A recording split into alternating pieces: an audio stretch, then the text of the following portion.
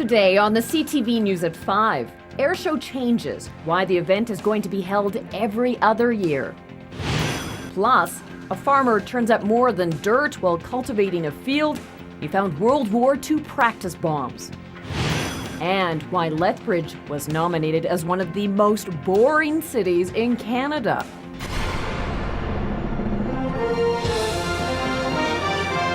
CTV News with Jackie Scantlebury.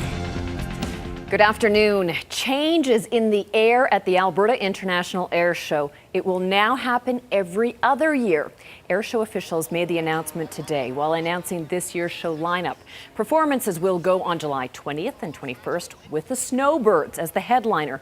The president of the air show says moving to an every other year format should ensure greater participation from the military and American acts, and they're hoping it will mean a better show for fans. Just with the different support levels, a lot of it being the U.S. military base with all their cutbacks, they simply don't have the resources anymore to send to our shows. So we know we get full Canadian support every second year. So that was kind of our decision right there. Ticket prices will remain the same this year, $25 at the gate. There are advanced ticket packages available as well. Residents of the Blood Reserve say it is not unusual to find an old bombshell lying in a farmer's field or unearthed by construction equipment.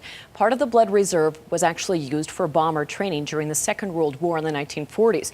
Band members say people would often take shells home and then keep them as souvenirs. But police say it's best to let experts handle old military shells, even if they don't look dangerous. Terry Vogt reports.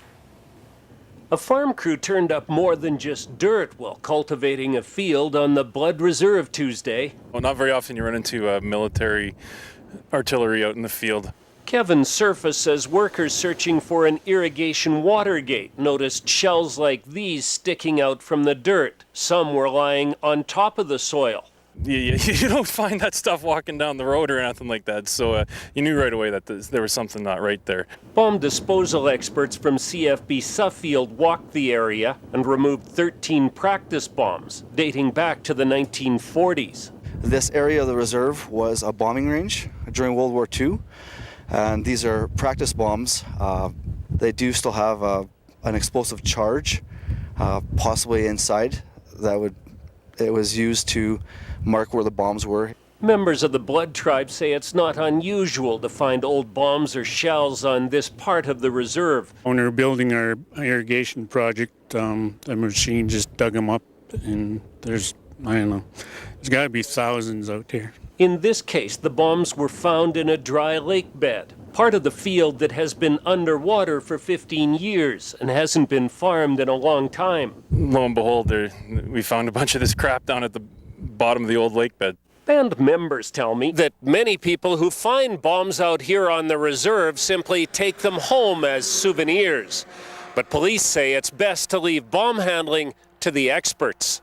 They were able to handle them safely, ensure that they weren't, the bottom charge was gone. With all the recent bomb findings, I think it's best to play safe. Terry Vogt, CTV News on the Blood Reserve. Military experts say there were no explosive charges remaining in any of the 13 bombs recovered yesterday.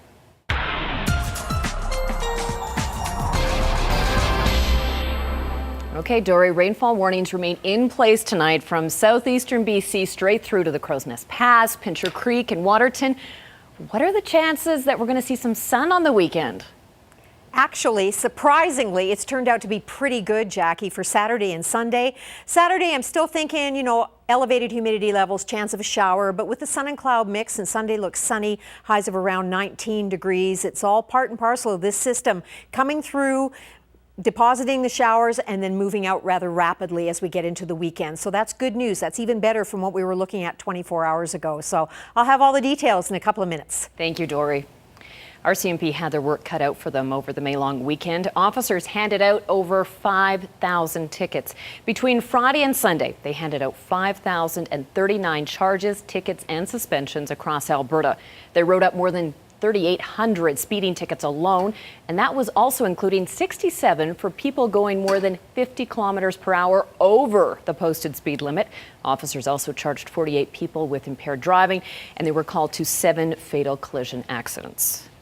Remember that story we told you last week about a Coaldale man who's a registered sex offender who was arrested after he was seen allegedly watching children play in a Lethbridge yard and touching himself? He has now been granted bail. 32-year-old Jacob Peters is facing a number of charges, including committing an indecent act while watching children play in the yard of a city home. Police say they found pictures of child pornography on the man's cell phone. He is on 24-hour house arrest, except for work. 63-year-old Lethbridge woman and her 2 adult children will stand trial on charges in connection to a massive Ponzi scheme. Marissa Campanelli Pittarelli, along with her son, 42-year-old Anthony Pittarelli, and daughter, 38-year-old Claudia Pittarelli, face a staggering list of charges. They're each charged with 18 counts of fraud, theft, and money laundering. The charges stem from an alleged Ponzi scheme where investors were promised high rates of return through the resale of event tickets. But police say investors were paid with money from other investors who were bilked out of over $1 million. The Pittarellis will be arraigned in Court of Queen's Bench June 24th.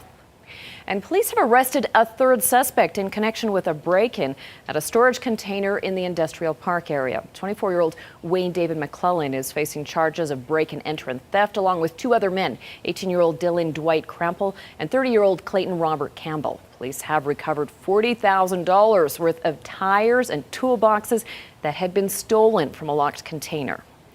Lethbridge firefighters spent much of the day practicing a skill that they hope to never have to use. Here's a look at their rope rescue training program. Officials say they've never had to do a high-angle rescue in Lethbridge before, but they do frequently use rope rescue techniques in the coulees. Experts from the outside the city were brought in to teach the course. It's aimed at bringing first responders up to speed on the ever-changing technology and methods. Most of our rescues in town that are rope related have been in the coulees, steep slope stuff, kids crashing down the coulees in their mountain bikes or something like that. We haven't had any tower rescues, but the possibility is there. Well, first fashion design, now office administration. As provincial budget cuts continue to take more post-secondary casualties, a group of Lethbridge College students are starting a petition to try and save the office admin diploma program. Jeanette Rocher reports. As the names on this petition continue to grow, so does the anxiety for Tracy Bartel and her classmates. Bartel is petitioning Lethbridge College to reinstate the office administration diploma program, which she recently found out is going to be cut this fall. It's really disappointing. I know a lot of students had full intentions of returning in the fall to obtain our diploma. Bartel represents about 20 students who have already spent over $7,000 in their first year and were planning to return this fall. But instead of a 2-year diploma, they are left with a 1-year certificate. There's not a lot you can do with just a certificate, and so it came as a shock. I hope you realize what you're putting us students through and how disappointing it is. And I'm not trying to be harsh or anything, but it kind of crushed our dreams and robbed us of our education. Due to the $3.5 million provincial budget shortfall, college officials say they were left with no choice but to suspend the program. We're trying to be fiscally responsible with the limited resources, and unfortunately the numbers are not warranted in that program to continue. The college says it looked at cutting programs with low enrollment. Recently, the fashion design program also took a hit. Those students also got upset and started a petition. And a week later, fashion design was reinstated. We're hoping for the same goal that the fashion diploma got. We are happy that they got theirs, and we're glad that they're not in the same situation as we are at the moment. The difference between fashion and office administration is that we originally thought we could find viable pathways for the success of our students in fashion, but after looking at those, we could not find enough suitable pathways. But that's not the case with office admin. It turns out an online option out of Fort McMurray will transfer in first-year credits.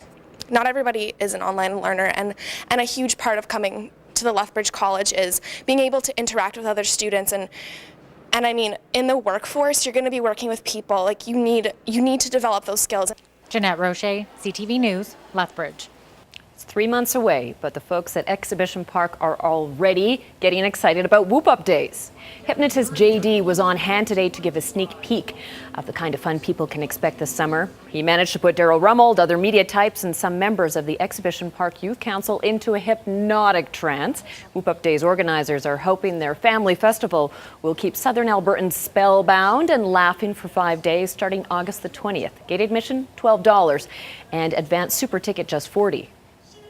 There's no question in our mind when you look at what you can get for the money in an entire day at Whoop Up Days compared to other entertainment venues. We still believe absolutely that it's the best value for the dollar for sure. This year's show again features West Coast Midway, Festival Street, classic rock, animal acrobats, and pro rodeo, along with a long list of other events. It's an award I'm pretty sure many of you will be proud to say that Lethbridge did not win.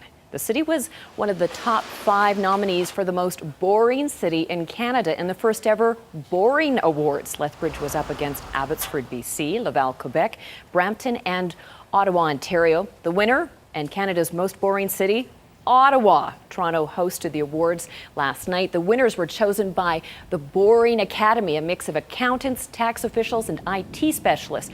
Why Lethbridge make the list? Here's the director. The feeling was kind of like in the middle of nowhere, kind of mid-size. You don't hear about it, but in fact, here's the twist. In the film Boredom, which is part of the reason why this took place, that Lethbridge actually figured very prominently. Documentary will come out later this year. Onto the markets. U.S. stocks lost some big gains on news of federal dissent over stimulus packages.